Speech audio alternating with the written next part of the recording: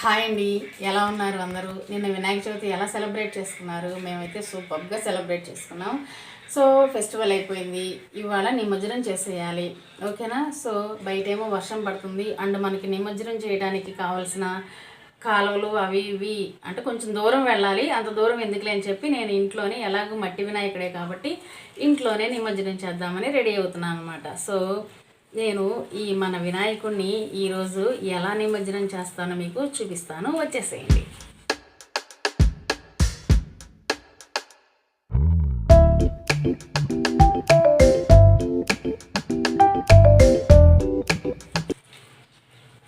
దాన్ని దించు.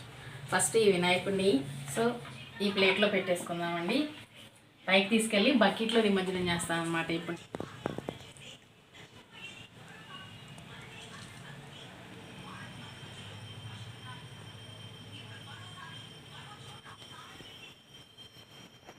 ఓకేనా? నిన్న మనం వినాయకుడు గౌరీ మాత ఇద్దరిని పెట్టాం కదా, సో దాన్ని కూడా మనం నిమజ్జనం చేయాలన్నమాట. ఇది కూడా పక్కన పెట్టేస్తున్నాను. ఇవి ఇక్కడ ఉంటే పత్రికను మాత్రం మా హస్బెండ్ తీసుకువెళ్ళి పందిర్లు ఉంటాయి కదండి, ఆ పందిర్లలో వేసొస్తారు. సో దీన్ని చక్కగా తీసేలాగా బ్యాగ్లో పెట్టేస్తున్నాను. సో ఇప్పుడు ఈ వినాయకుడిని పైకి తీసుకువెళ్ళి బకెట్లో నిమజ్జనం చేద్దాం రండి. సో ఇప్పుడు నేనైతే మన గణేషుని తీసుకొని డాబా పైకి వెళ్తున్నానండి. అక్కడ ఆల్రెడీ బకెట్లో వాటర్ పట్టేసి వచ్చాను. నిమజ్జనం చేయాలి కదా, వెళ్దాం రండి.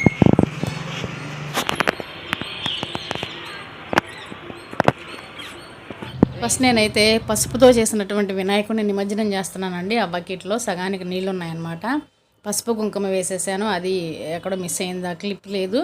సో పసుపు కుంకుమ వేసేసి తర్వాత ఆ పసుపుతో చేసినటువంటి ఆ వినాయకుడిని నిమజ్జనం చేశాను అనమాట. మామూలుగా అయితే మొక్కల్లో వేస్తాము, ఎలాగో నిమజ్జనం చేస్తున్నాం కదని చెప్పి ఆ పసుపు ముద్దను కూడా నీళ్ళలో వేసేసాను. సో అది పసుపు బాగా నీళ్ళలో కలిసిపోయే వరకు తిప్పుతున్నాను అనమాట, అంటే బాగా కలిపేస్తున్నాను. ఇప్పుడు మన వినాయకుడిని నిమజ్జనం చేయాలి. ఎలా చేద్దామో చూద్దాం రండి.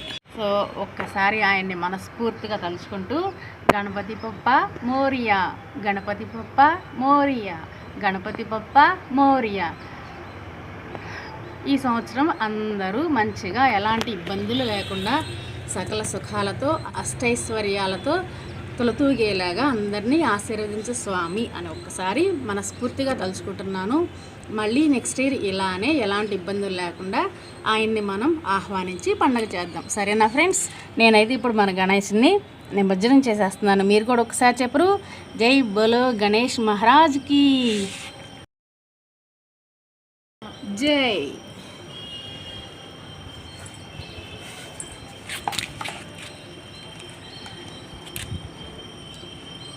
ఒక ఫోటోది.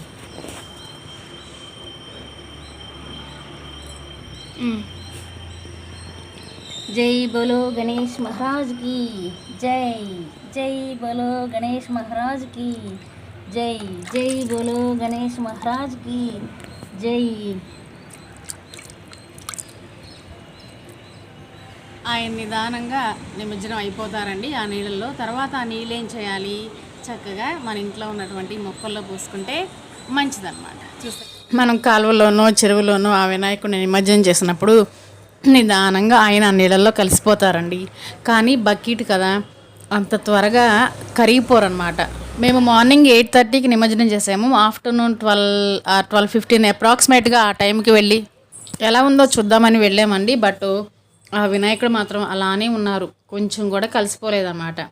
అప్పుడు మావయ్య గారిని అడిగితే మావయ్య గారు చెప్పారు, అలా వదిలేస్తే నిమజ్జనం అవడమ్మా, కర్ర తీసుకొని తిప్పుతూ ఉండాలి, అప్పుడు నిదానంగా కరిగిపోతాడు అని చెప్పాడు.